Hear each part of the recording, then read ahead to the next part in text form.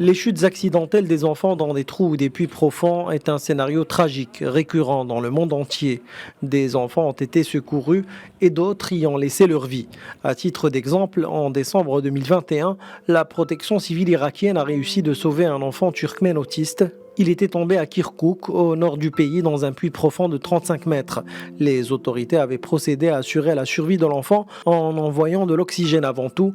Le forage a eu lieu par la suite. L'enfant s'en est heureusement sorti indemne. En Chine, cette fois-ci dans la ville de Chaozhou, à l'ouest de Shanghai, la protection civile avait tenté avec de grandes difficultés de sauver un enfant de 2 ans en 2019. Ce dernier jouait avec sa grand-mère selon des témoins lorsqu'il tomba accidentellement dans un puits profond de 40 mètres. Après avoir perdu espoir, les secouristes ont pu le sortir de l'abîme.